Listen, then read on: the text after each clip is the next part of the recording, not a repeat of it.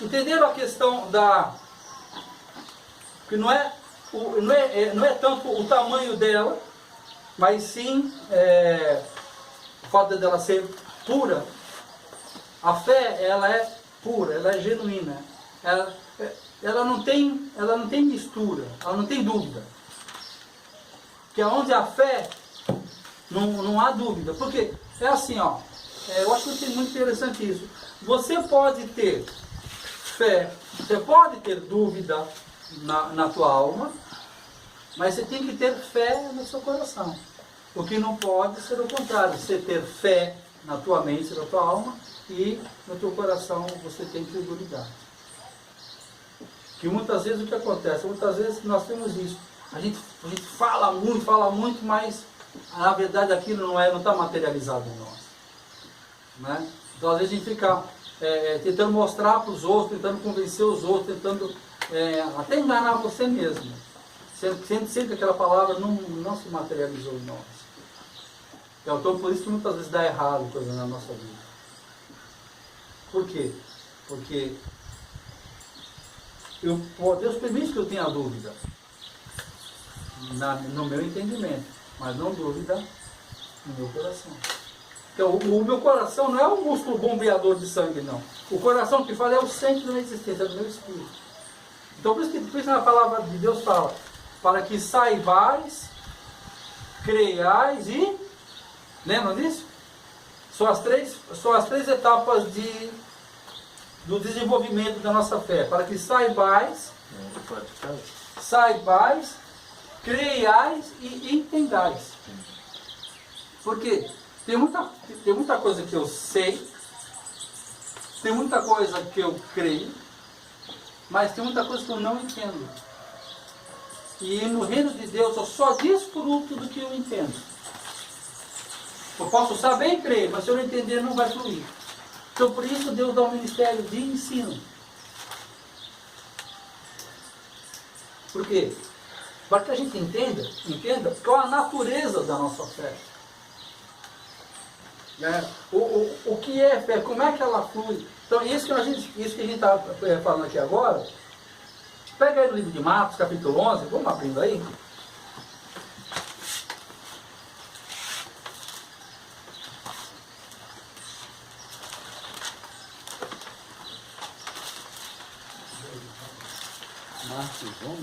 Marcos 11. Mas já lê para mim do 11 ao 14, por favor.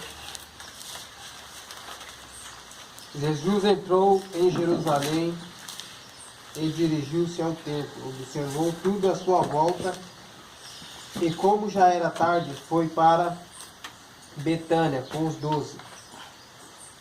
No dia seguinte, quando estavam saindo de Betânia, Jesus teve fome. Vendo à distância uma figueira com folhas, foi ver se encontraria nela algum fruto. Aproximando-se dela, nada encontrou, a não ser folhas, porque não era tempo de figos. Então lhe disse: ninguém mais coma desse fruto. E os seus discípulos ouviram-no dizer isso. É o 14, né? Lê outra vez esse último versículo. Então lhe disse: ninguém mais coma desse fruto. E os seus discípulos ouviram-no dizer isso. Amém. A primeira coisa que nós temos que entender aí é o seguinte: o significado da palavra Betânia. O significado da palavra Betânia é casa do figo. Não é? Você que esteve na casa do figo, e na casa do figo ele não teve fome. Não é isso? É isso que nós temos aí? O que nós temos aí? Ele teve fome. Na casa, em Betânia, não. Na saída. Saíram, né? Na saída. Não saíram de Betânia. Na saída. Engraçado, ele teve em Betânia, com a casa do figo. Ele não comeu antes, né? Ele não comeu antes. É exatamente isso. Tá? Aí depois ele sai, aí que o barbudo vai ter fome. Tá? Aí, o que acontece com ele aí? Ele chega perto da figueira. Quando chega perto da figueira, para comer figo, o que tinha lá? Folhas. E não figo. Aí ele vai e amaldiçoa a figueira. Agora, nós sabemos que não era tempo de figo. Então, o que aconteceu aí? Ele vai para comer figo. Não é época de figo. Está escrito aí? Tá. Não sendo época de figo. Ele foi lá querer figo, era época de figo, e foi lá e amaldiçoou a figueira. Não parece estranho isso? Não é? Às vezes nós podemos achar até uma certa injustiça, se nós não soubéssemos alguns detalhes. Por exemplo, a figueira, ela dá figo em 2 épocas do ano. Tem a época da abastança, ela dá muito figo. Agora tem uma época que ela dá um figo, que a gente chama de fruto temporão. É aquele fruto que dá fora de época. Geralmente aquela família, né? Que tem. O pessoal tem filho com 45 anos, 50 anos de idade, né? É a raspa de taxa, o filho temporal, é o fruto fora de tempo. Tem o tempo do fruto, dos 20, 30, 35 anos, e tem o fruto temporão, que é os 45, 50, 60 anos de idade, hoje em dia pode, né? Não, uma boa. Então, quando Jesus foi lá, ela tinha folha, mas não tinha fruto. E ela tinha que ter esse fruto temporão. Então ele foi lá atrás desse pequeno fruto. Por quê? Ele quer de nós, abrindo um parênteses, não é isso que eu vou falar, mas ele quer haverá época que a gente pensa que ele quer de gente uma grande frutificação, né? Não. Na maioria dos casos ele vem conosco querendo de nós um pequeno fruto. Não uma grande fé. Mas uma pequena substância. O que você tem para poder trabalhar com você? Você lembra o cara do irmão lá da Coreia? Deus deu um pequeno fruto para ele. Bom é o sal, Agora, que esse bom é o sal, já pensou se ele saísse, nossa, impactante, bom é o sal, e não regasse essa semente da palavra? Muitos de vocês já receberam sementes, mas vocês não regaram a semente. Ela se perdeu. Porque não foi ensinada a natureza de fé. Porque muitas vezes a fé ela começa com... Por exemplo, eu recebi a palavra profética de Deus a respeito do meu chamado ministerial. Agora, o que eu fiz com isso? Estudei pra caramba. Eu não posso só ter... recebi a chamada, agora, uau. Não. Fui estudar pra caramba. Para regar a semente profética que Deus colocou. Cara, vocês já sabem disso. Eu fiquei 7 anos numa casa lá em Arujá, 7 anos dentro dessa casa, estudando 6 horas por dia, 28 fitas, 2 horas cada uma. Então, 56, não fosse 60, né? Eu fiquei durante 6 anos estudando 60, eu só via aquilo. 60 horas de fita, eu fiquei 6 anos, 7 anos estudando aquilo, chamado de reforma apostólica, profética. Deus capacitou o escolhido. E eu me deixei trabalhar por ela. Agora, voltando à questão da confissão, como é que Jesus se relacionou com isso? O que ele fez com a figueira? Lê para mim, Ronaldo, o que ele fez com a figueira?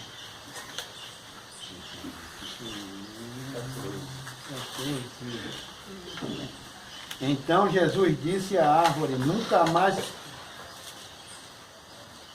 mais comam de seu fruto. E os discípulos ouviram o que ele disse. Depois, mais para baixo.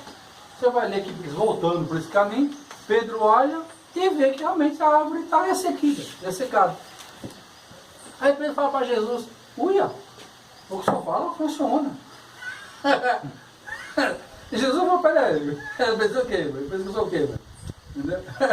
Eu sou quem sou, né? O Criador, o mesmo que falou haja luz, é o mesmo que fala que não haja fruto em ti.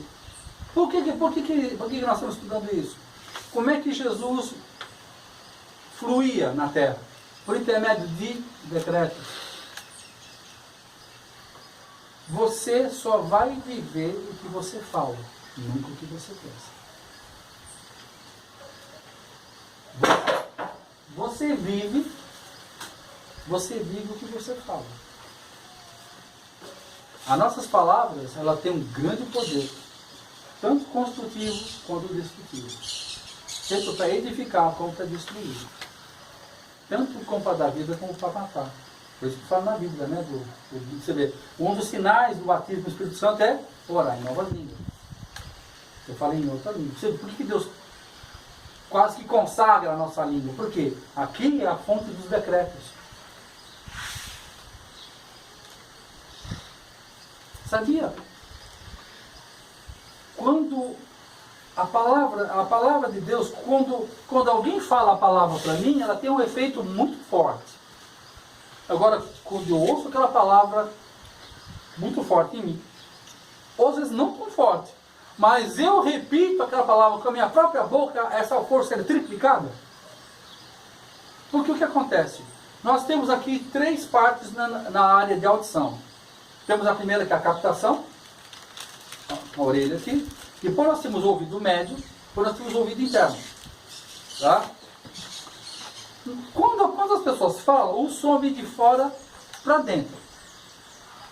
Beleza? Beleza. Agora, quando eu falo, quem é a primeira pessoa que ouve? Eu mesmo. Tá? E o que acontece? Quando eu falo, o som, o entendimento, o som principalmente, ele sai e ele passa, quando ele passa por aqui, ele passa pelo ouvido, e aqui do ouvido interno tem uma ligação, olha que interessante, tem uma ligação com o meu cérebro e com o meu senso de equilíbrio. Sabe a pessoa sobe de labirintite, sabe que ela tem aquele desnível lá, a pessoa ela cai. A palavra que eu falo tem o poder de ir diretamente para o meu cérebro. Foi eu que pensei, mas a palavra que eu penso, a palavra que eu declaro, não a palavra que eu penso. Quando eu penso a palavra de Deus, ela tem um efeito. Agora, quando eu proclamo a palavra de Deus, ela tem um efeito poderosíssimo em mim.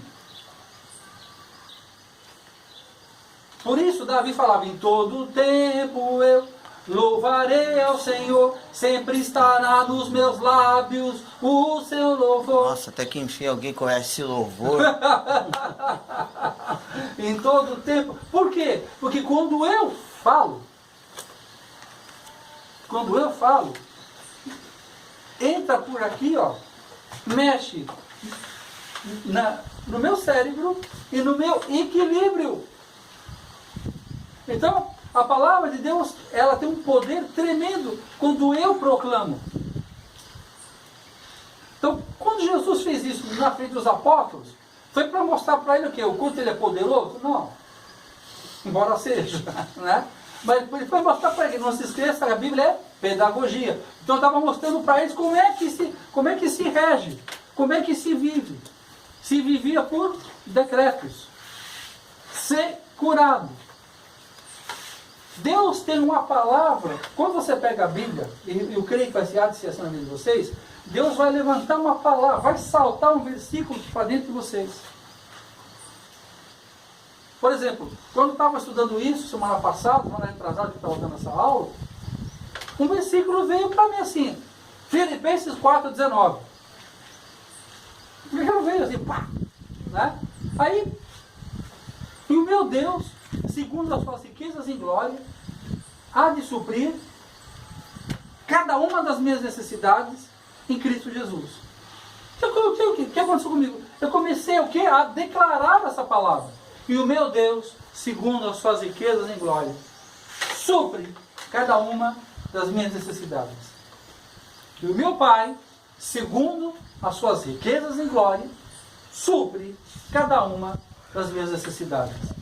E o meu Pai, segundo a sua... Eu comecei a dar uma de camelo, né? A ruminar isso. Então começou a reverberar dentro de mim. E o meu Deus, E o meu Pai, segundo as suas riquezas em glória, não a minha capacidade humana, mas segundo as suas... Aquilo começou a tomar uma proporção, sabe? Igual a champanhe, você vai bater, ela vai liberando gás, chega lá que ela vai estourar. Há uma palavra de Deus dentro do ventre espiritual de vocês, esperando que ela seja ativada. Haja luz. Por que Deus teve que falar? Se tivesse pensado, não teria acontecido nada. Porque até o próprio Deus está debaixo de princípios. Você diz, o próprio Deus está debaixo de princípios. Romanos 10, 9 e 10. Se confessares, se com teu coração creres, e com a tua boca confessares, serás salvo. E com o coração se crê, e com a boca se faz confissão a respeito da salvação. Tem um casamento, tem uma noiva, tem um noivo, tem festa, tem padrinho, tem tudo.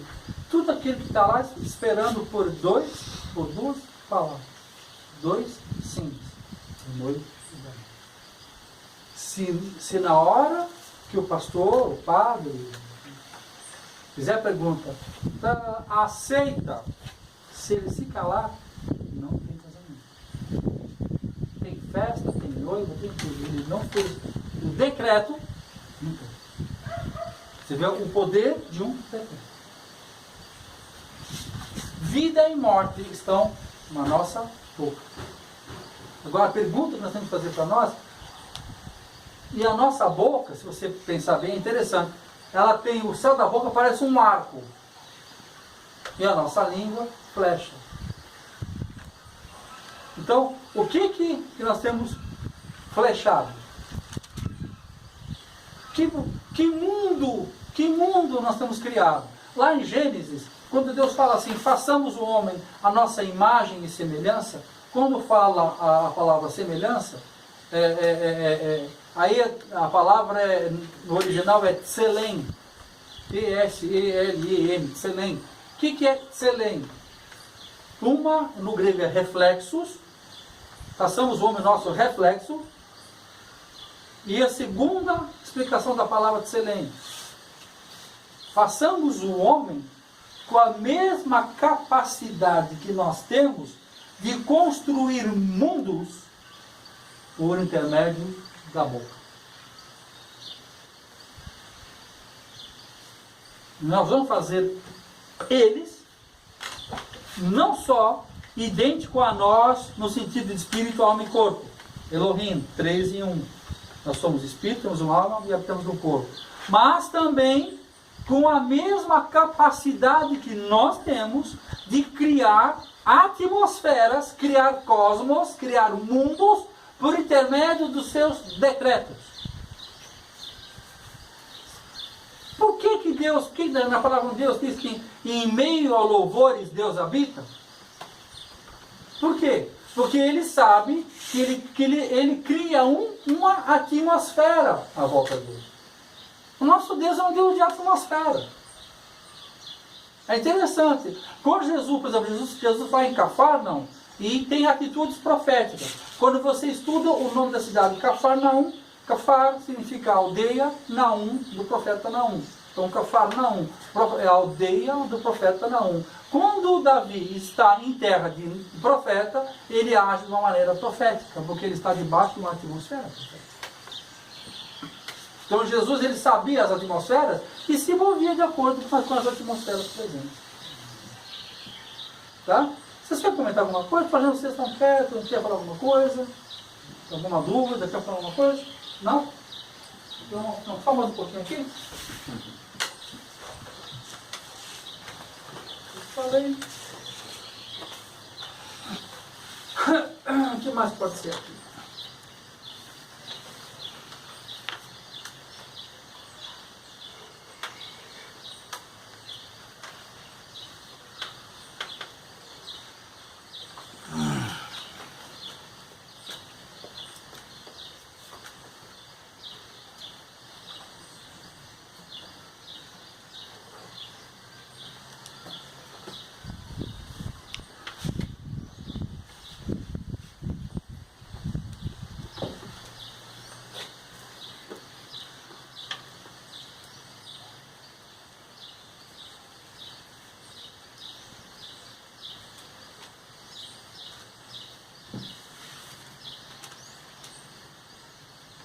Pai, quero te agradecer nesse momento. E estabelecer aqui um agradecimento. Obrigado, Pai, obrigado por tudo que temos feito. Obrigado, Senhor, por iniciarmos a leitura da tua palavra. Eu agradeço, Senhor, por esse momento. Eu agradeço, Senhor. Luiz, Luiz, pode cigarro? Não. Pode cigarro.